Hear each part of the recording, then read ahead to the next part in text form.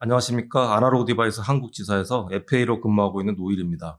시작에 앞서 제가 준비해본 이번 온라인 세미나에 참석해 주심에 진심으로 감사드립니다.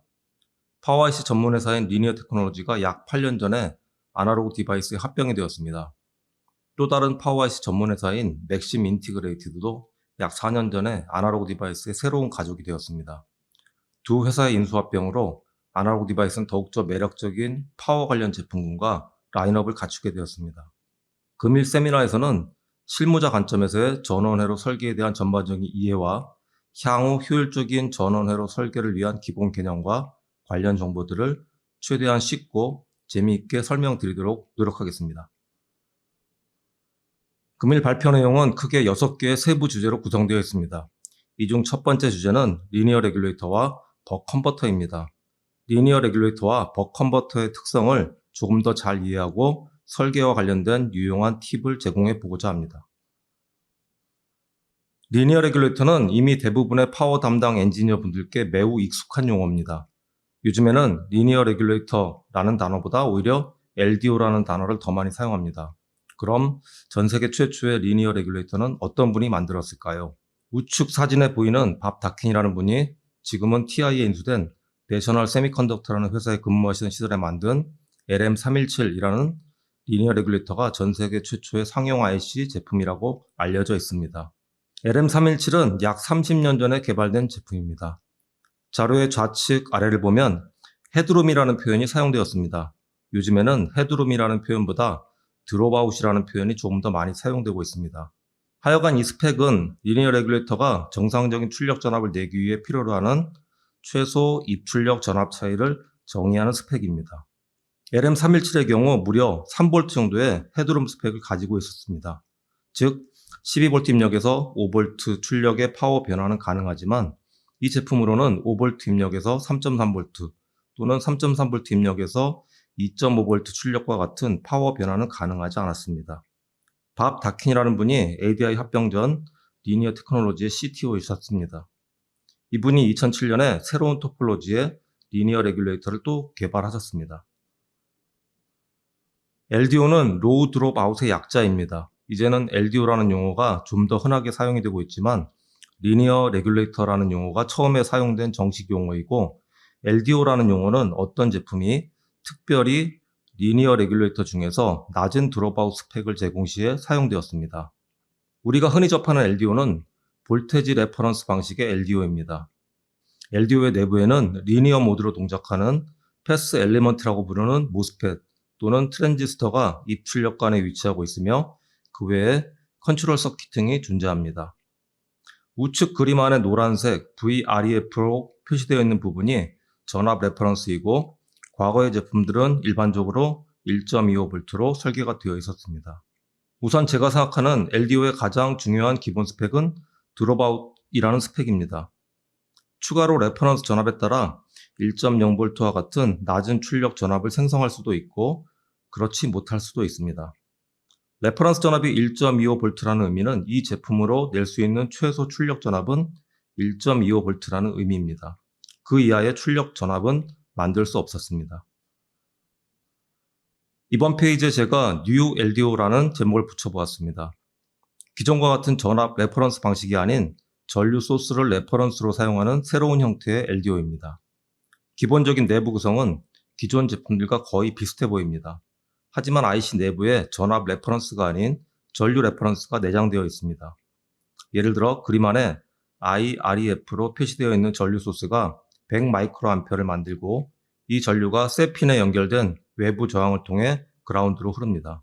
흐르는 전류에 의해 이 저항에는 전압 드롭이 발생하며 특정 전압이 셋 핀에 보이게 됩니다. 셋 핀에 보이는 전압이 내부 버퍼 앰프 회로에 의해 그대로 출력 전압이 되는 원리입니다. 이 원리의 제품은 출력 전압을 거의 0V까지 낼 수 있다는 장점이 있습니다. 즉 1.0V 이하의 출력 전압을 쉽게 만들 수 있는 제품입니다. 이 원리로 설계된 LDO의 또 다른 장점들은 어떤 것이 있을까요? LDO는 입출력 전압 차이와 로드 쪽으로 흐르는 전류에 의해 제한된 효율로 인해서 발열이 발생할 수밖에 없습니다. 예를 들어 제작하신 LDO 회로가 회사 내부의 발열 가이드라인보다 또는 스펙보다 약간 더 높은 발열이 있다고 가정해 보겠습니다. 두 개의 LDO를 병렬로 동작시키는 것이 가능하면 열을 절반씩 분산하게 되어 발열이 절반으로 낮아지는 효과를 만들 수 있습니다. 일반적인 LDO에서는 이런 병렬 연결 시 어느 한쪽 LDO로 더 많은 전류가 흐르게 동작할 수밖에 없습니다. 커런트 소스 방식의 LDO는 2개 또는 4개의 LDO를 병렬로 동작시켜도 전류가 정확하게 쉐어링됩니다.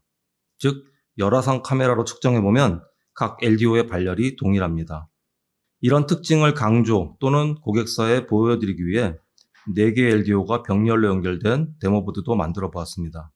추가로 커런트 소스 방식의 LDO는 정밀한 에러앰프가 내장되어 출력 전압 정밀도도 상당히 우수합니다. 커런트 레퍼런스 LDO를 만들게 된 또 다른 이유입니다. 이 원리 자체가 굉장히 낮은 출력 노이즈가 가능하다는 장점이 있습니다. LDO를 사용하는 목적은 전압 변환도 있지만 출력 쪽에 조금 더 깨끗한 전원을 만들기 위해서입니다. 기존 볼테지 레퍼런스 LDO의 출력 노이즈는 출력 전압과 비례 관계가 있습니다. 하지만 커런트 레퍼런스 LDO는 출력 전압과 노이즈량이 관계가 없습니다. 즉, 이 원리의 제품은 1V 출력 전압이든 3.3V 출력 전압이든 출력 전압에 비례하지 않는 균일한 노이즈 특성을 가질 수 있다는 것도 또 다른 하나의 특징입니다. 따라서 출력 쪽에 깨끗한 전원을 공급하는 것이 필요한 RFIC나 기타 전원 노이즈에 민감한 어플리케이션에 추천을 드리는 제품입니다.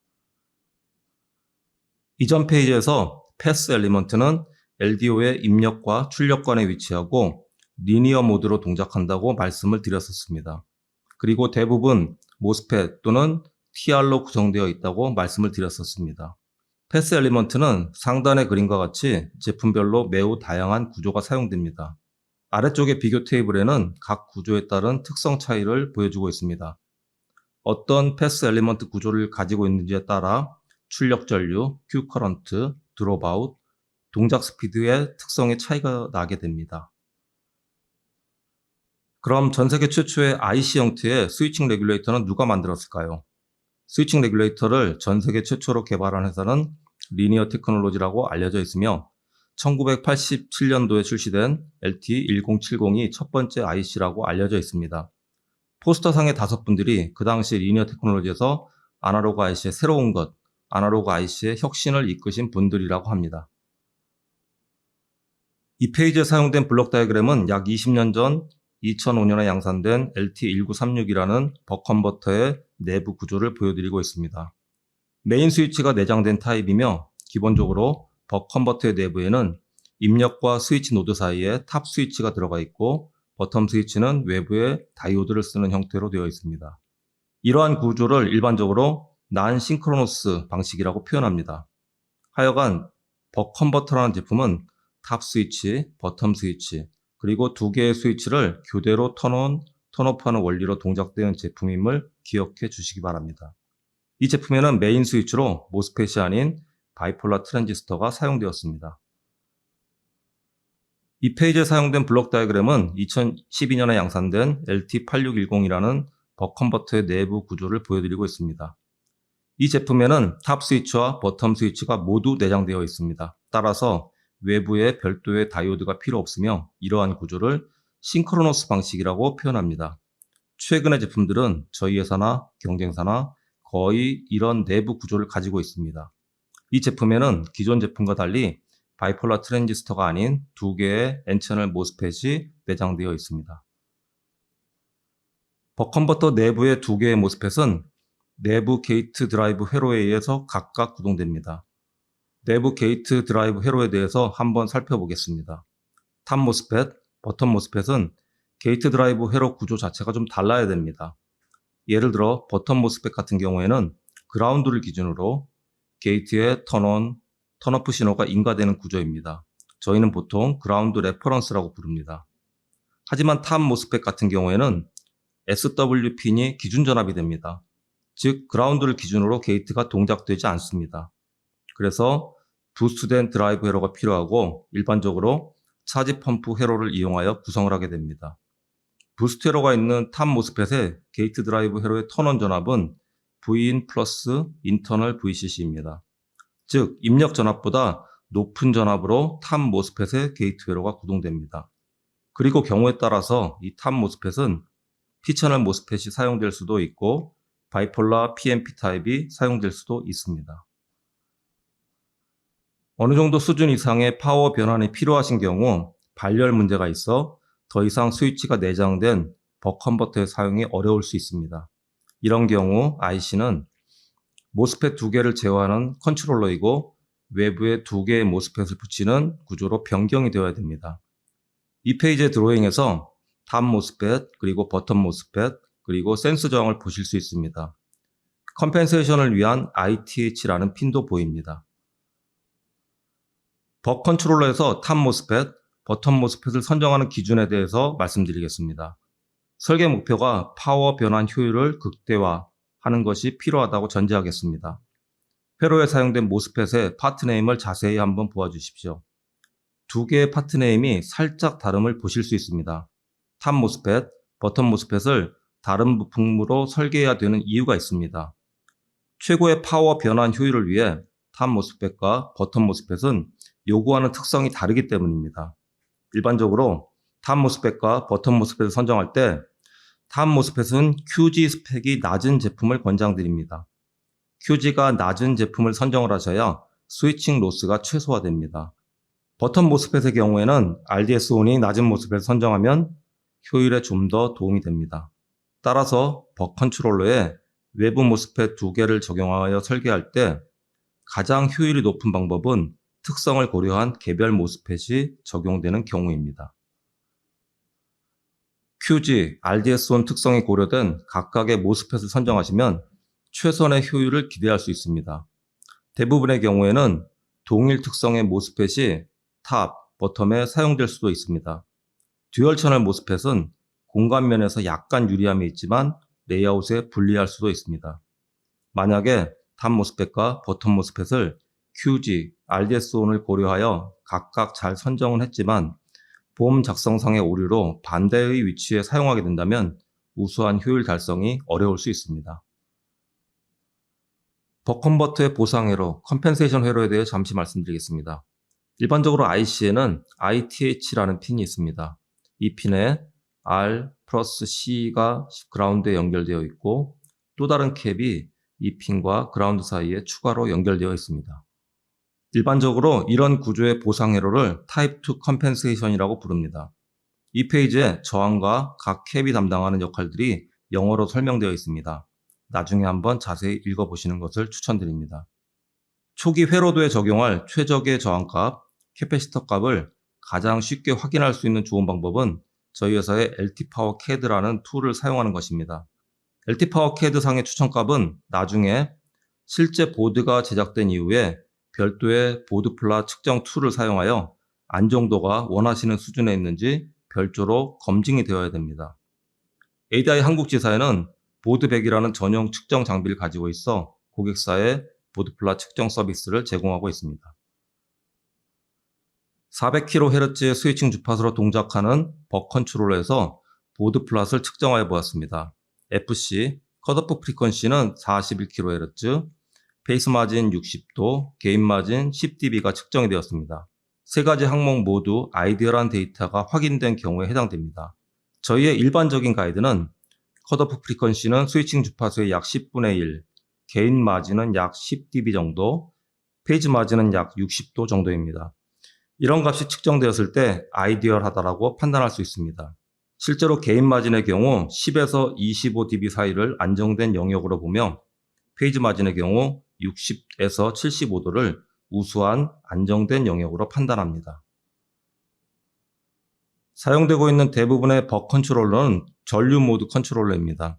즉 외부 센서 저항을 통해 흐르는 전류 정보를 전압으로 만들고 이 정보를 IC가 알도록 하는 회로가 필요합니다. 좌측의 회로에는 일반적인 별도의 외부 센서 저항을 사용하는 방식이며 보통 R센스라고 부릅니다. 우측의 회로에는 별도의 외부 저항을 사용하지 않고 인덕터상의 내부 저항 성분, 즉 DCR을 이용하여 전류 정보를 읽어내는 방법입니다. 일반적으로 DCR 센싱이라고 부르는 원리입니다. 그럼 외부에 R 센서를 쓰는 방법과 인덕터에 있는 DCR을 이용하는 방법의 장단점에 대해서 말씀드리겠습니다. 외부에 별도의 저항을 쓰는 방식은 코스트와 저항의 발열 측면에서 다소 불리한 점이 있습니다. 하지만 정밀하고 온도 변화에도 안정성이 매우 높습니다. 기타 모든 전기적 특성들이 우수합니다. 반대로 DCR 센싱은 외부 저항이 없어지고 인덕터에 있는 저항 성분을 이용하기 때문에 공간과 효율에 약간의 장점이 분명히 있습니다.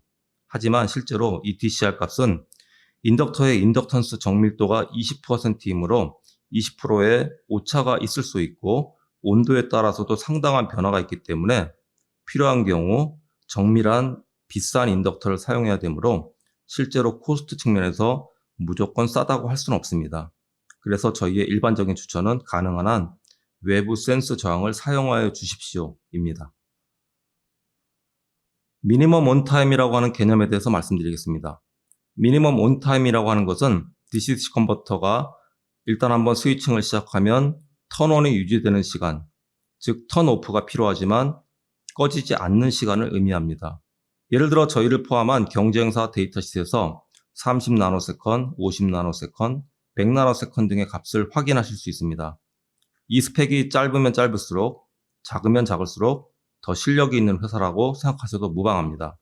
400kV 스위칭 주파수로 12V 입력에서 5V 출력 회로를 구성하시는 경우 이 스펙을 확인하실 필요는 없습니다. 이 스펙은 높은 스위칭 주파수에 입출력 전압 차이가 큰 어플리케이션이 필요시 반드시 고려가 돼야 되는 스펙입니다.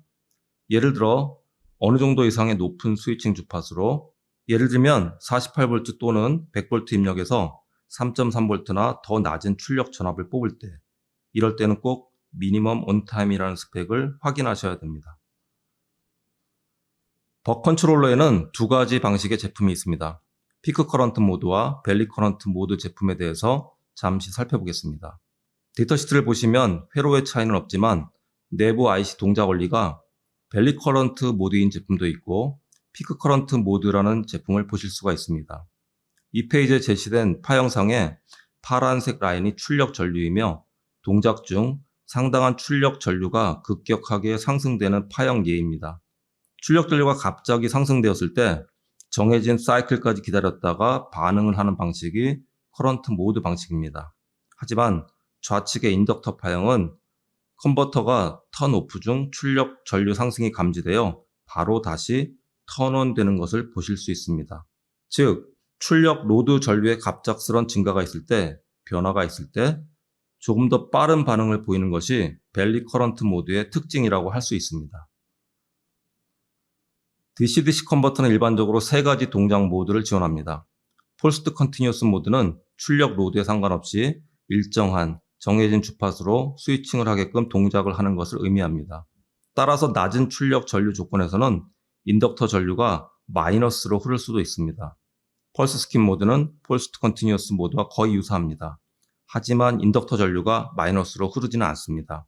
필요에 따라 출력 부하가 작을 때 한 번 정도씩의 스위칭 동작을 스킵하는 형태로 동작됩니다.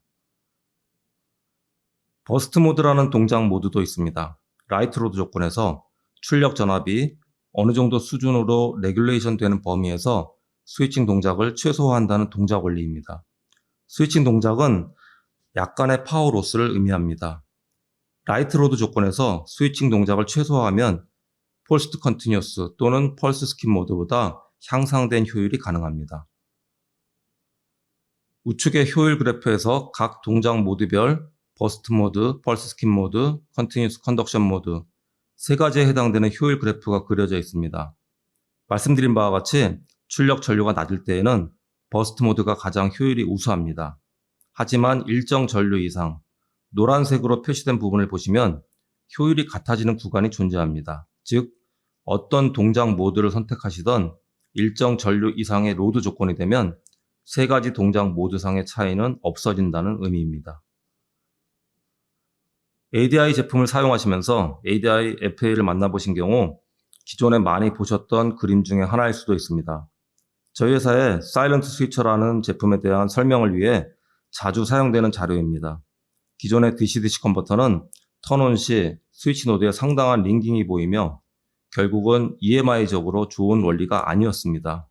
그래서 리니어 테크놀로지는 사일런트 스위처라는 제품을 만들어 EMI를 획기적으로 개선하였습니다. 사일런트 스위처에 감춰진 기술 중 몇 가지를 살펴보겠습니다. 기존의 파워 반도체는 반도체 다이에서 리드까지 일반적으로 본드 와이어라는 원리를 사용하여 조립이 되고 있었습니다. 하지만 사일런트 스위처 제품에는 플립칩이라는 원리로 연결이 되었습니다. EMI 개선을 위해 본드 와이어상의 기생 저항과 인덕턴스를 획기적으로 줄였습니다. 두 개의 스몰 루프로 자속, 매그네틱 필드를 상쇄시킨다는 원리도 적용이 되었습니다. LT8610은 기존 제품이고 LT8614는 사일런트 스위처 기술이 적용된 첫 번째 제품입니다. 1번으로 표시된 스위치가 턴온 될 때의 전압 스파이크 링깅을 보시면 LT8610 대비 사일런트 스위처 기술이 적용된 LT8614가 월등히 깨끗한 파형을 보여준다는 걸 보실 수 있습니다. 추가로 2번으로 표시된 부분의 데드타임 구간의 차이가 상당함을 보실 수 있습니다. LT8614가 훨씬 더 작은 데드타임을 보여주고 있습니다. 데드타임이 작아져야 효율이 좋아지는 효과를 가져갈 수 있습니다. 턴온 시의 스위칭 파형을 조금 더 자세히 보겠습니다. 사일런트 스위처 기술이 적용된 제품은 데드타임이 1나노 수준에 불과하고 링깅이 거의 보이지 않아 우수한 EMI가 가능합니다. 일반적으로 아날로그 회로에서는 하나를 개선하면 다른 하나의 특성이 나빠지는 경우가 많습니다. 하지만 이 기술은 효율과 EMI를 동시에 개선한 기술입니다. 두 마리 토끼를 다 잡았습니다. 사일런트 스위처는 1세대 제품을 시작으로 2세대, 이제는 3세대 제품까지 개념이 발전하게 되었습니다. 사일런트 스위처 2에서는 내부 구조가 PCB와 동일한 구조이고 EMI에 영향을 주는 캐패시터들을 내장하였습니다. 이게 가장 큰 특징 중에 하나였습니다. 세 번째, 사일런트 3에서는 조금 다른 원리가 적용되었습니다. 보시는 것처럼 출력 전압을 결정하는 원리가 기존 볼테지 레퍼런스 방식이 아닌 커런트 소스 방식으로 바뀌어져 있습니다. 발표 초기에 새로운 LDO라고 소개되었던 것과 아주 비슷합니다. 그리고 이 방식은 근본적으로 출력 쪽에 낮은 노이즈 달성이 가능합니다. 그래서 사일런트 스위처 3의 개발 목표는 스위칭 레귤레이터이지만 LDO 수준의 낮은 출력 노이즈 특성을 달성하자라는 게 이 제품의 타겟이었습니다. 좌측 트래디셔널 솔루션이라고 되어 있는 박스의 화살표 부분을 보시면 벅 컨버터와 AD9213이라고 표시된 로드 사이에 LDO가 적용되어 있음을 보실 수 있습니다. 중간에 LDO가 사용된 이유는 벅 컨버터가 1.0V를 출력하지 못해서가 아니고 노이즈가 작은 1V 전원을 로드에 공급하기 위해서입니다. 즉, 이 LDO는 전압을 변환하기 위해서라기보다는 노이즈를 제거하기 위한 목적으로 사용되었습니다. 하지만 사일런트 스위처 3 제품을 사용하게 되면 AD9213이 필요로 하는 노이즈가 작은 1V 전압을 스위칭 레귤레이터로 바로 변환해서 공급을 해도 괜찮습니다. 왜냐하면 이 제품의 출력 노이즈 수준이 거의 LDO 수준이기 때문입니다. 1번 주제에 대한 발표를 마치겠습니다. 두 번째 주제는 부스트 컨버터와 4개의 스위치를 사용하는 벅부스트 컨버터를 다뤄보겠습니다. 벅부스트 컨버터의 경우 H브릿지라는 표현이 더 익숙하신 분들이 있을 수 있습니다. 같은 원리라고 보시면 됩니다. 부스트 컨버터는 입력 전압이 출력 전압보다 낮을 때, 출력 전압이 입력 전압보다 높을 때 사용되는 토폴로지입니다. 우측에 있는 그림은 메인 모스펫의 ON, OFF 동작에 따른 전류의 흐름을 보여주고 있습니다. 가장 유심히 보아야 될 전류 흐름은 메인 스위치가 턴온 되었을 때 입력에서 인덕터를 거쳐 그라운드로 전류가 흐른다는 부분입니다. 즉, 출력 측의 로드에는 누군가가 에너지를 공급해줘야 되는데 메인 스위치가 턴온된 상태에서는 출력 캐패시터 단독으로 로드 쪽에 에너지를 공급하는 구간이 있습니다. 따라서 부스트 컨버터는 출력 캐패시터가 담당하는 역할이 굉장히 중요해진다라는 것을 보실 수 있습니다. 이 페이지에는 다양한 계산 공식이 보입니다. 한 가지 중요한 점은 부스트 컨버터는 인덕터에 흐르는 전류가 출력 전류보다 높다라는 점을 자세히 보았으면 합니다. 그래서 벅 컨버터 같은 경우에는 데이터 시트상의 스펙이 출력 전류를 의미하지만 부스트 컨버터의 출력 전류 스펙은 입력 전압과 관계가 되기 때문에 항상 입력 전압과 출력 전압의 관계에 따라서 낼 수 있는 출력 전류가 결정된다라고 보시면 됩니다. 부스트 컨버터의 입력 전원이 인가되어 있고 이네이블 핀이 로우로 되어 있을 때, 즉 동작을 하지 않는 조건에서의 전류 흐름을 살펴보겠습니다. 입력이 인덕터를 지나 다이오드로 순방향으로 연결이 되어 있습니다. 즉 이네이블 핀이 로우이더라도 입력에서 출력으로 이어지는 전류 패스가 끊어지지 않는다는 것을 의미합니다. 이러한 부스트 컨버터의 입력, 출력이 끊어지지 않는 점을 보완하기 위해서 만들어진 컨버터의 예입니다. 특징을 보면 부스트 컨버터인데 아웃풋 디스커넥트라는 표현을 썼고요. 자세히 보시면 부스트 컨버터를 지나서 출력 전에 P채널 모스펫이 추가로 적용되어 있음이 보입니다. 이 P채널 모스펫은 이네이블이 로우일 때 파워 흐름을 끊는 역할을 하게 됩니다. 부스트 컨버터도 벅 컨버터와 동일하게 포스트 컨티뉴어스, 펄스 스킵, 버스트 모드 세 가지 동작 모드가 있습니다. 세 가지 동작 모드도 목적 자체는 벅 컨버터와 크게 다르지 않습니다. 라이트 로드에서 버스트 모드가 가장 높은 효율을 제공하며 버스트 모드와 펄스 스킵 모드의 효율이 일정한 로드 전류 이상에서 한 점으로 만나는 것을 보실 수 있습니다. 즉 일정 로드 이상에서는 스위칭 동작이나 스위칭 파형이 동일해짐을 의미합니다. 어느 정도 이상의 하이 파워 어플리케이션이 필요하시면 이제는 스위치가 내장되어 있는 타입이 아니라 스위치가 외장된 컨트롤러 타입을 보셔야 됩니다. 우측 왼쪽 회로도에는 출력 쪽에 다이오드가 사용이 되어 있으며 아래쪽 회로에는 모스펫이 보입니다. 일반적으로 다이오드가 사용되어 있는 토폴로지를 난싱크로너스라고 부르며 모스펫이 사용되어 있는 경우에는 싱크로너스라는 표현을 쓰고 있습니다. 실제로 다이오드는 수 암페어 이상의 전류가 흐를 때 전압 드롭에 의한 발열 문제, 효율 저하의 문제를 가지고 있기 때문에 일반적으로 3A 이상에서는 무조건 싱크로너스 방식을 고려하시는 게 좋을 것 같습니다. 2A 이하의 출력 전류인 경우 다이오드를 사용하는 난싱크로너스 방식도 나쁘지 않습니다. 부스트 컨트롤러 중 출력 측에 모스펫을 사용하는 싱크로너스 방식에서 이네이블 핀이 로우인 경우를 한번 생각해 보겠습니다. 이 경우에도 모스펫 내부의 기생 다이오드 방향이 순방향이어서 붉은색 화살표의 전류 흐름이 형성됩니다. 벅부스트 컨버터는 예를 들어서 입력 전압이 9에서 16V인데 출력은 안정된 12V가 필요할 경우, 즉 9V 입력 전압 입장에서는 부스트 컨버터 역할을 해야 되고 16V 입장에서는 벅 컨버터 동작을 해야 되는 이러한 경우에 필요한 토폴로지입니다.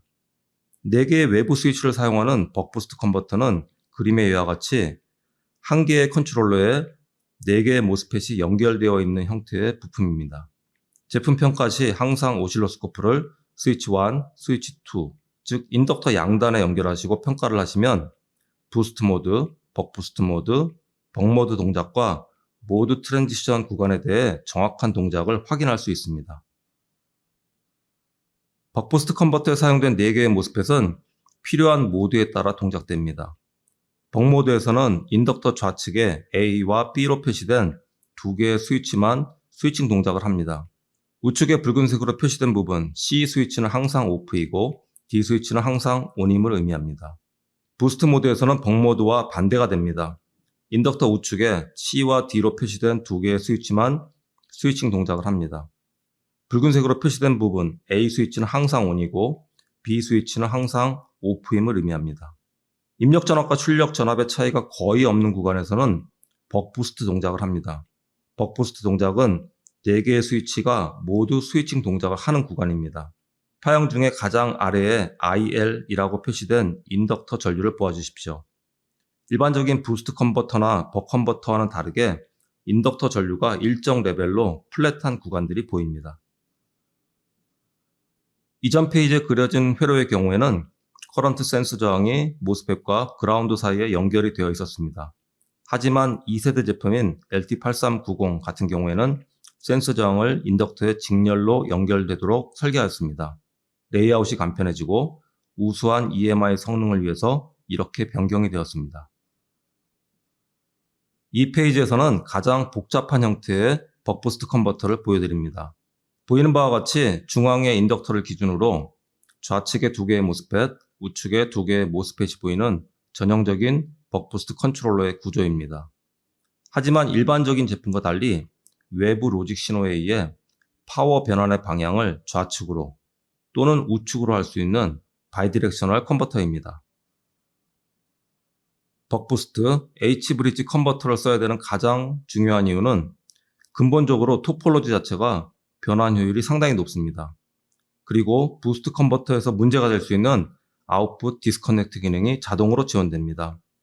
ADI의 벅부스트 컨버터는 동작 모드 간의 절한 시 굉장히 매끄럽게 동작하도록 특별한 설계가 적용되어 있습니다. 이상 세션 2를 마치겠습니다.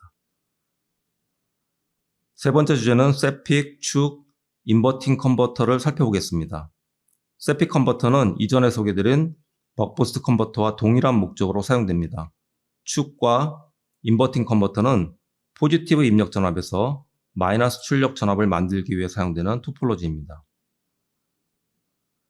필요하신 설계 사양이 7V에서 15V 입력, Vout이 12V 300mA라고 가정해 보겠습니다. 이전에 말씀드린 벅부스트가 필요한 어플리케이션에 해당됩니다. 세픽 컨버터는 4개의 스위치를 사용하는 벅부스트 컨버터와 어떤 차이점이 있을까요? 우선 2개의 인덕터가 필요하지만 4개의 모스펫을 사용하는 원리보다 상대적으로 회로가 간단합니다. 하지만 효율이 높지 않습니다. 즉, 로우 파워에 적당한 파워 변환 효율도 문제가 되지 않는 경우 벅부스트 컨버터 대신 검토하실 수 있는 토폴로지입니다.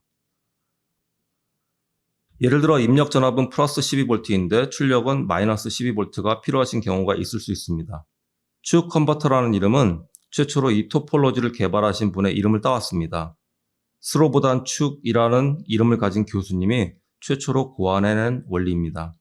만약에 아무도 생각하지 못했던 새로운 토폴로지 개발이 가능하다면 철수 컨버터, 영위 컨버터라는 이름을 붙일 수 있지 않을까 생각해 봤습니다.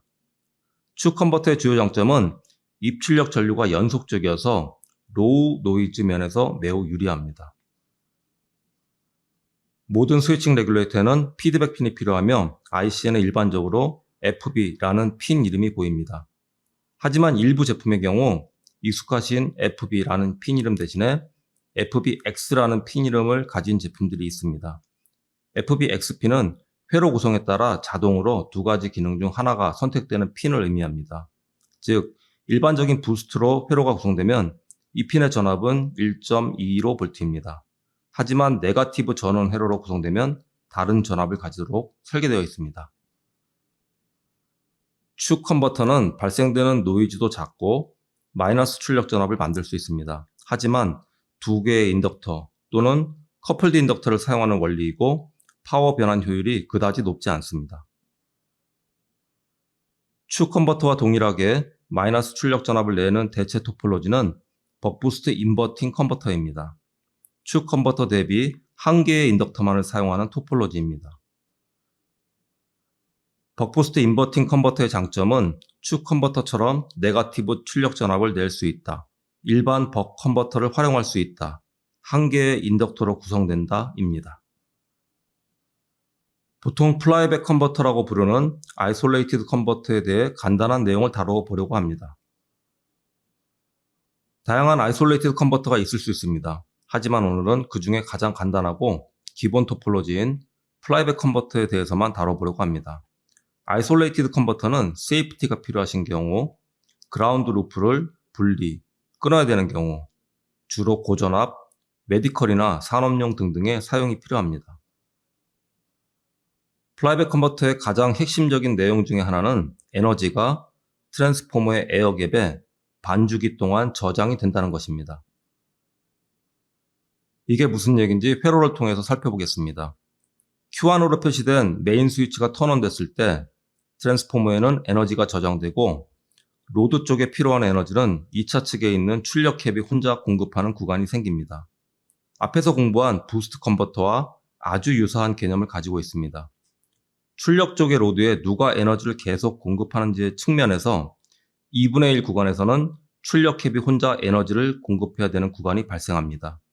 메인 스위치가 턴온 됐을 때 전류 흐름은 V인이 트랜스포머 와인딩을 통해서 모스펫을 통해서 그라운드로 연결됩니다. 트랜스포머 와인딩에는 전류가 흐르며 에너지가 에어갭에 쌓이게 됩니다. 메인 모스펫이 턴오프 되면 트랜스포머의 에어갭에 쌓여진 에너지가 출력 다이오드를 통해서 출력 캡을 충전하고 출력 로드에 파워를 공급합니다. 부스트 컨버터와 굉장히 유사한 출력 측 파워 전달 개념을 가지고 있습니다. 플라이백 컨버터 보드를 제작 후에 가장 먼저 확인을 하셔야 될 파형 중에 하나는 스위칭 파형입니다. 스위칭 파형은 그림과 같이 보이게 됩니다. 메인 스위치 오프 시 스위치 노드에는 상당한 스파이크 전압이 보입니다. 그리고 링딩 구간 후에 보이는 플랫한 구간에는 Vin 플러스 트랜스포머 턴비 곱하기 Vout 정보가 보입니다. 리키지 인덕턴스라는 개념이 있습니다.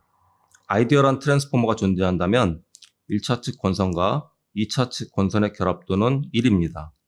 하지만 이 세상에는 아이디얼한 트랜스포머는 존재하지 않기 때문에 1차와 2차 간에 누설되는 자속이 있습니다. 이 누설 자속이 스위치 노드상의 스파이크 전압을 만들게 됩니다. 트랜스포머의 결합도를 올리면 누설 자속을 줄일 수 있고 발생되는 스파이크 레벨도 줄일 수가 있습니다.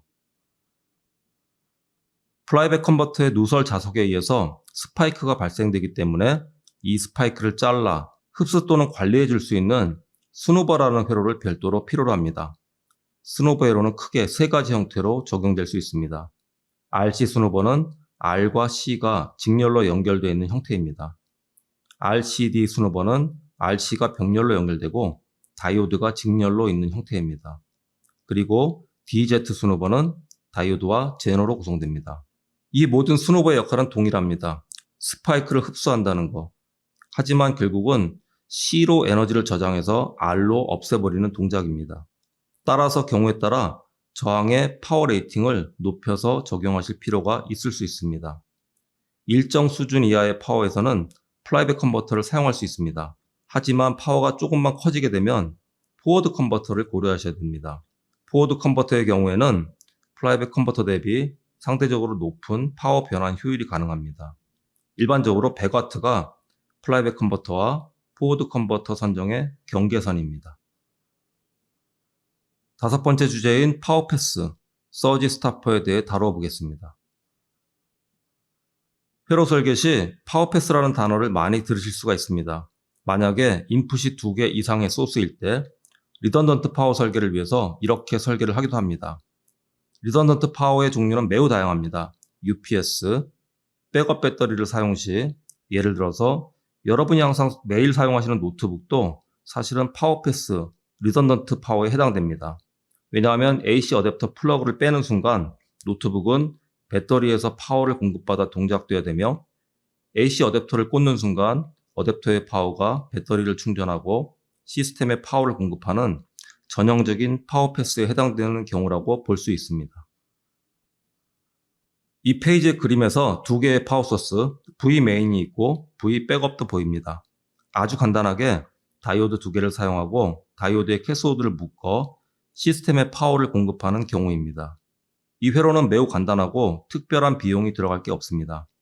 하지만 단점이 있습니다. 예를 들어서 이 방법은 V 메인이라는 소스의 전위가 V 백업보다 높을 때만 가능한 원리입니다. V 메인이라는 소스의 전위가 V 백업보다 낮으면 전위가 낮은 V 백업이 전원 공급 우선 소스가 됩니다.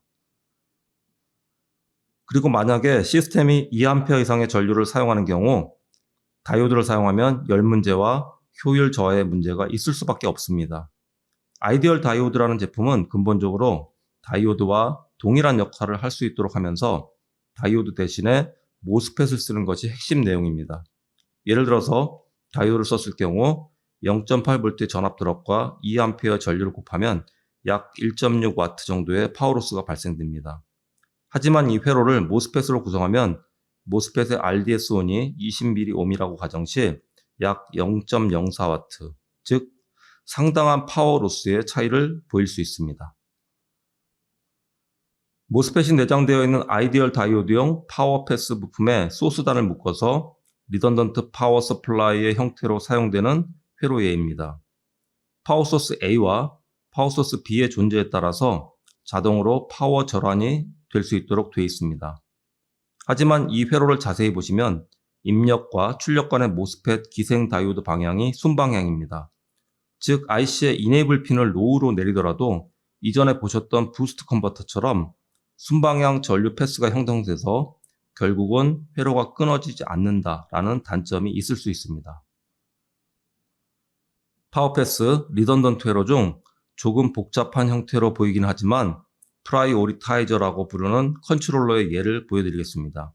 이전 회로와 약간 다른 부분은 모스펫을 백투백 구조로 사용하고 있습니다.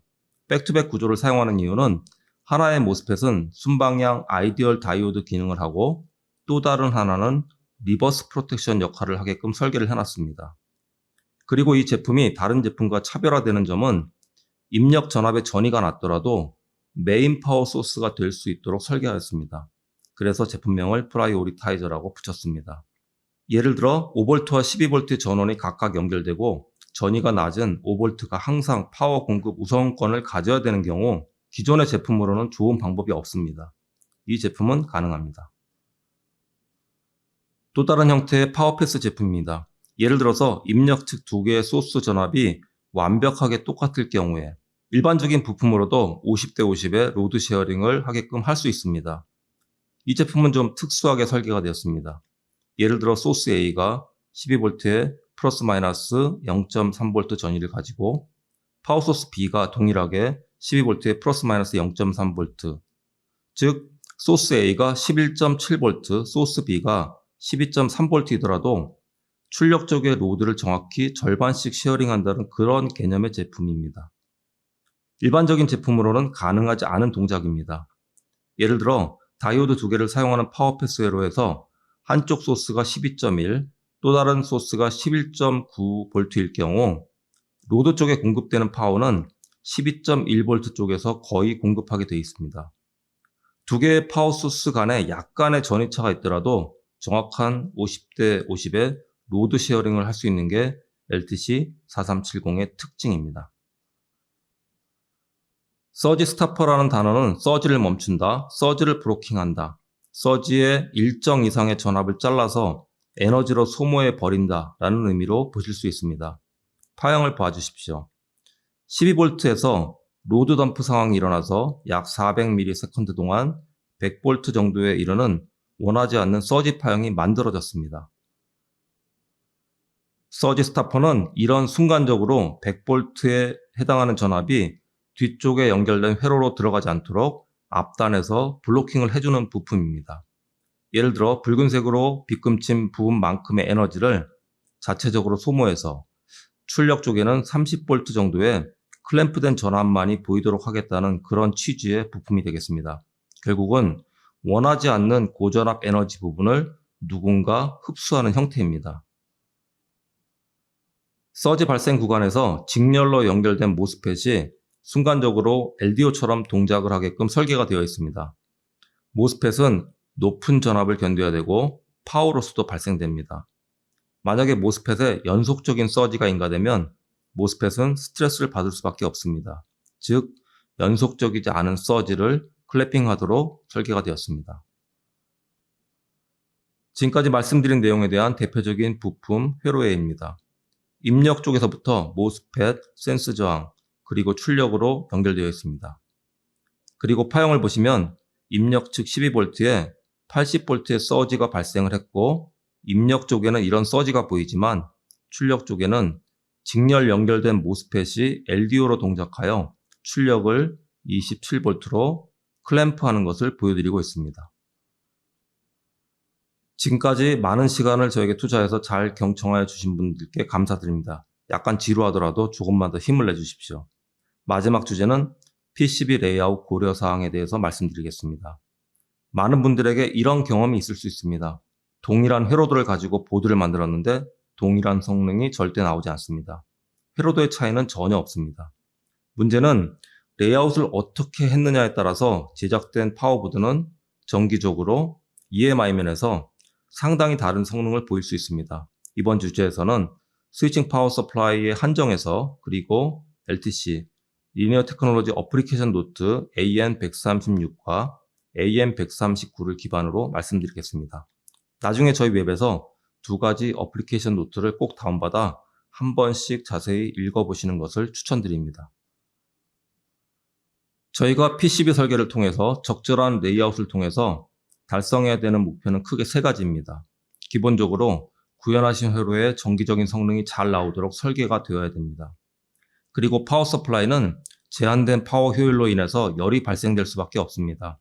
그래서 오랜 시간 견고한 동작을 위해 서멀, 방열 설계가 잘 되어야 합니다. 그리고 스위칭 모드 파워 서플라이는 EMI를 만드는 소스입니다. EMI 규격을 만족하기 위한 적절한 레이아웃이 필요합니다. 이번 발표에서 제가 다루고 싶은 내용은 커플링 이슈, 핫 루프, 켈빈 센싱, 다층 PCB 제작 시 레이어 배분, S 그라운드와 P 그라운드에 대해서 말씀드리겠습니다. 스위칭 레귤레이터는 기본적으로 스위칭이라고 하는 단어 자체가 어떤 정기적인 스위치의 온오프 개념, 즉 높은 DIDT, DVDT를 만드는 소스라는 점입니다. 그리고 기생 인덕턴스 성분, 기생 캐패시터 성분이 PCB 안에 존재합니다. 즉 적절한 레이아웃이라고 하는 것은 이러한 기생 L, C 성분을 최소화하는 것이 좋은 레이아웃이라고 말씀드릴 수 있습니다. 문제가 발생할 수 있는 한 가지 예를 들어보겠습니다. 파라시틱 캐패시턴스, 즉 기생 캐패시턴스에 의한 PCB 레이아웃 실패 사례를 말씀드리고 있습니다. 예를 들어 붉은색으로 처리된 라인이 3번 레이어에 위치해 있고 그리고 파란색으로 표시된 라인이 레이어 4에 배치가 되어 있습니다. 실제로 다른 층에 배치가 되어 있긴 하지만 레이어 3에 있는 어떤 강한 턴온, 턴오프 시그널에 의해서 레이어 4에는 원하지 않았던 기생 캐패시턴스에 의한 유도 현상이 보일 수 있습니다. 그래서 이렇게 유기된 노이즈에 의해서 뭔가 동작상의 문제를 일으킬 수 있는 예입니다. 두 번째 예입니다. 두 번째 예는 파워 서플라이 자체, 스위칭 모드 파워 서플라이, DC-DC 컨버터 이런 것들은 강력한 노이즈를 만들어내는 소스입니다. 그래서 노이즈에 민감한 시그널 회로 및 라인들이 파워 서플라이 부근에 배선되면 안 됩니다. 여러분들의 소중한 시그널 라인이 파워 서플라이의 강력한 노이즈로부터 적절히 보호될 수 있도록 이격이 필요합니다. 파라시틱 캐패시턴스 측면에서 공격자와 희생자라는 개념을 한번 적어보았습니다. 공격자는 노이즈를 제공하는 쪽입니다. 즉 스위칭 레귤레이터의 스위치 노드, 게이트 드라이버, 부스트 회로 이런 것들은 공격자에 해당되고 희생자는 상대적으로 낮은 시그널 레벨을 가지고 제어를 담당하는 쪽입니다. ITH, 컴펜세이션과 관련된 회로, 커런트 센스, 피드백, 스위칭 주파수 설정 핀 등이 공격자로부터 그라운드 플레인 등을 사용하여 적절히 이격되어야 됩니다. 이 회로는 이전에 보여드린 싱크로너스 벅 컨트롤러 회로입니다. 이 세미나에서 가장 처음에 말씀드린 탑 모스펫, 버텀 모스펫이 보입니다. 이 회로 중 붉은색으로 표시되어 있는 파형들을 렉탱귤러 파형이라고 정의하겠습니다. 그리고 녹색으로 표시된 파형들을 트라이앵귤러 파형이라고 정의하겠습니다. 파형을 크게 두 가지로 구분한 이유는 녹색 파형은 파형 자체가 어떤 연속성을 가지고 움직인다는 겁니다. 온오프 개념이 아니라는 의미입니다. 붉은색의 파형들은 보시면 파형 자체가 온오프 개념으로 동작되므로 높은 DIDT, DVDT를 가지는 파형들로 구분을 하였습니다. 저희가 IC를 설계할 때 실제로 좌측에 녹색 박스로 구분되어 있는 것들은 대부분 노이즈에 민감한 레벨이 높지 않은 그런 핀들을 한쪽으로 모아놨습니다. 그리고 오른쪽 붉은색 박스에는 노이즈가 높은 DIDT, DVDT 파형이 보이는 쪽들을 배치하였습니다. 다시 한번 회로상에 노이즈가 많은 영역과 센서티브한 아날로그 영역을 표시해 보았습니다. 이 그림은 벅 컨트롤러에 대한 기본적인 부품 구성을 표시해 보았습니다. 여기서 Continuous Current라고 표시되어 있는 부분과 Pulsating Current라는 부분을 보실 수 있습니다. Pulsating Current는 연속적이지 않은 온오프 전류를 의미합니다. 회로도에서 CHF라는 부품의 위치를 탑 모스펫의 드레인에 짧게 연결하고 버텀 모스펫의 소스에 짧게 연결하였습니다. 이 의미는 실제로 CHF라는 캐패시터가 물리적으로 모스펫 두 개의 쌍에 가장 가깝게 붙어야 된다는 그런 내용을 말씀드리기 위해 회로도를 일부러 이렇게 그린 것입니다. CHF와 모스펫에 의해 만들어지는 면적을 일반적으로 핫 루프라고 설명하고 있습니다. 말씀드린 핫 루프를 줄이기 위한 실제 부품 배치 예입니다. 모스펫을 한 개는 정위치, 한 개는 90도 방향으로 틀어 배치한 이후에 CHF라는 캡을 가깝게 붙였습니다. 이렇게 하면 붉은색 동그라미로 표시한 부분이 한 루프이며 저희가 말씀드리는 핫 루프를 최소화하는 설계가 적용된 예라고 볼 수 있겠습니다. 부스트 컨버터의 경우에는 또 반대입니다. 벅 컨버터의 경우에는 입력 캡을 가깝게 배치하는 것이 가장 중요한 레이아웃이라고 말씀드렸습니다. 하지만 부스트 컨버터에서는 보시는 바와 같이 CHF가 출력 쪽에 있고 이 캡의 그라운드는 모스펫의 그라운드와 가장 가깝게 배치를 해놨습니다. 즉, 한 루프가 회로도상에 붉은색 동그라미로 표시된 부분에 해당된다는 말씀을 드리겠습니다. 실제로 우측 그림에 표시된 부품 배치를 보면 CHF가 한 루프가 가장 작아지게 배치된 것을 보실 수가 있습니다. PCB에는 많은 비하가 존재합니다. 비하는 전기적 흐름을 연결해주는 PCB상의 가장 기본적인 연결 방법입니다. 그래서 이 비하를 안 쓸 수는 없습니다. 그런데 이 비하들은 인덕턴스와 저항 성분을 가지고 있습니다. 저희의 기본적인 레이아웃 가이드는 항상 PCB 탑면에 탑 스위치, 버텀 스위치, 그 다음에 세라믹 바이패스 캡, 인덕터를 같은 면에 배치하라는 것입니다. 어떤 경우에는 버텀면에 인덕터가 위치하고 한쪽 인덕터 패드가 비하를 통해 연결되고 또 다른 비하를 통해서 다른 패드가 연결되는 레이아웃을 가끔 볼 수 있습니다. 가급적 피해야 되는 레이아웃에 해당이 됩니다. 일반적인 비하 사용 시 룰은 비하 한 개당 0.5A 내지 1A 정도의 전류를 흘릴 수 있다는 점입니다. 예를 들어서 20A의 전류를 핸들링하는 비하인 경우 그러면 최소한 20개 내지 40개의 비하를 뚫어주셔야 됩니다. PCB 스택업이라는 제목의 자료입니다. 말씀드린 어플리케이션 노트 139에 있는 일부 내용이기도 합니다. C로 표시된 부분에 Undesired Layout이라는 표현이 보입니다. 예를 들어 4층 기판 설계 시 1층에는 파워 컴포넌트가 있고 2층에는 스몰 시그널 라인이 있는 예입니다. 피하셨으면 하는 구조입니다. D로 표시된 설명의 경우 4층 기판 설계 시 레이어 1에는 파워 컴포넌트, 레이어 2에는 그라운드 한 층이 삽입이 되어 있습니다. 그리고 스몰 시그널은 3층에 배치, 즉 노이즈를 주로 발생시키는 파워 컴포넌트가 있는 1층과 스몰 시그널이 있는 3층을 분리하기 위해 2층에 그라운드 프레인을 삽입한 디자인이 더 좋다는 의미입니다. 듀얼 채널 싱크로너스 벅 컨트롤러를 사용 시 추천되는 레이아웃 예입니다. 인덕터 2개가 보이고 모스펫 4개가 보입니다. CHF로 표시된 캡은 핫 루프를 작게 만들게끔 배치가 되어 있습니다. 켈빈 센싱에 대해서 말씀드리겠습니다. 저희가 사용하고 있는 커런트 모드 컨트롤러들은 출력 전류를 센싱하는 블록을 포함하고 있습니다. 오늘 소개 자료 중에 Rsense, DCR 센스라는 개념에 대해서 말씀을 드렸었습니다. 이 회로는 이 중에서 Rsense에 해당됩니다. 이 센싱 저항에 흐르는 전류의 정보, 결국은 전압의 정보를 IC의 센스 플러스, 센스 마이너스 핀으로 어떻게 잘 가지고 가는지에 대한 그런 것들에 대한 내용입니다. 좌측의 배치는 켈빈 센싱의 잘못된 사례입니다. 센싱 저항이 위치해 있는데 이 센싱 저항의 양단 전압을 갖고 오는 것이 우측 그림과는 조금 다르게 설계되어 있습니다. 우측의 그림이 저희가 추천드리는 배선 방법입니다. 상단에 그려진 레이아웃의 경우 센스 저항 양단 전압 정보를 나란한 배선으로 IC 주변으로 가지고 온 다음에 IC의 바로 앞에는 RRC 필터 회로를 추가해 놨습니다. 아래쪽에 배드라고 표시되어 있는 레이아웃은 첫 번째와 뭔가 차이점은 없는 것처럼 보일 수도 있습니다. 센스 마이너스 시그널이 중간에 Vout 프레인에 한 번 더 연결된 예입니다. 붉은색 동그라미는 노이즈가 많은 파워 그라운드입니다. 녹색 동그라미는 회로적으로 센서티브한 아날로그 시그널들의 그라운드입니다. 아날로그 그라운드와 파워 그라운드는 PCB상에서 적절하게 분리가 되어야 됩니다. S그라운드와 P그라운드를 잘 배선한 예입니다. 민감한 S그라운드 부분을 모아서 섬처럼 만들었습니다. 두 개의 그라운드는 한 점에서 연결되었습니다.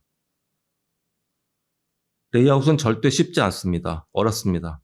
그리고 회로도가 정확하더라도 레이아웃이 적절하지 않으면 원하시는 전기적 성능을 얻을 수 없는 경우가 발생됩니다. 이 페이지의 세 가지 링크에서 연결되는 자료들을 참조하여 주십시오. AN136, AN139, 그리고 별도의 유사한 자료가 있습니다.